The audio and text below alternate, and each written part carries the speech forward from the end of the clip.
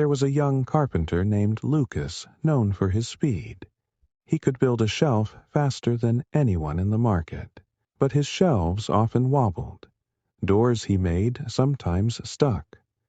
Customers would return, complaining of small flaws. One afternoon, an old furniture maker, Master John, watched Lucas work. Lucas moved like a storm, measuring quickly, hammering nails in a frenzy to finish a new cabinet. When Lucas finally stepped back, sweating, Master John spoke softly. "Lucas, why did you pick up that first piece of wood?" Lucas was confused. "To start the cabinet, of course. To finish it quickly."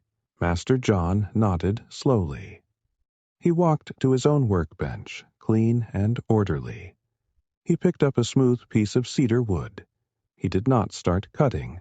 He closed his eyes, held the wood gently, and took a deep, calm breath. His lips moved in a silent whisper. Then he opened his eyes. His first movement was not a cut, but a careful, loving stroke of his hand over the wood's grain. Only then did he pick up his saw. His movements were not fast, but they were precise, peaceful, and powerful.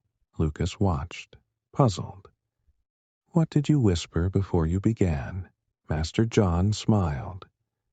"The most important tool in any workshop. The key that changes a rush job into a sacred craft.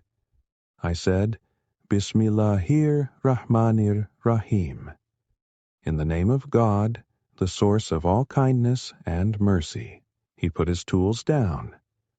"That whisper does two things, my boy.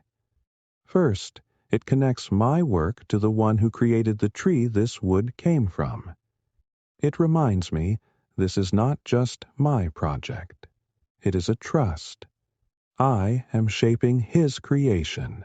Second," he continued, "those names, Ar-Rahman, Ar-Rahim, the most kind, the most merciful, they calm my heart.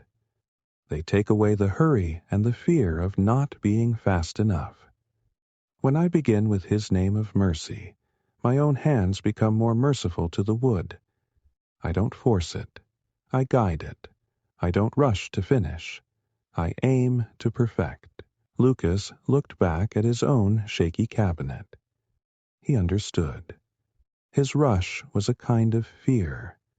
Fear of being late. Fear of not making enough money. He never connected his work to something greater. The next morning, Lucas had a new order. A simple chair.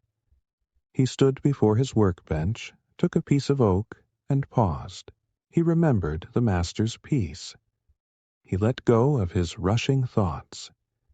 He thought of the endless kindness that gave him his skill, and the mercy he hoped would be in his hands. He took a deep breath and whispered, Bismillahir Rahmanir Rahim. Then he began. His first measurement was careful. His first cut was smooth.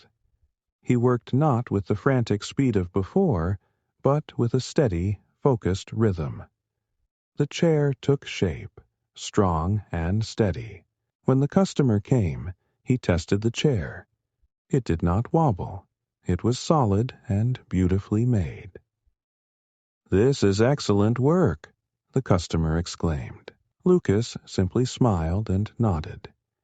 He felt a deep satisfaction he had never known. The flaw was not in his hands, but in how he began. He had found the key. Bismillah. It wasn't just a word to say. It was a way to begin, a way to turn ordinary work into something blessed, connected, and truly well made. From that day on, the first thing Lucas reached for in his workshop was not his hammer or his saw. It was the name of the most kind, the most merciful, and everything he built after that stood firm.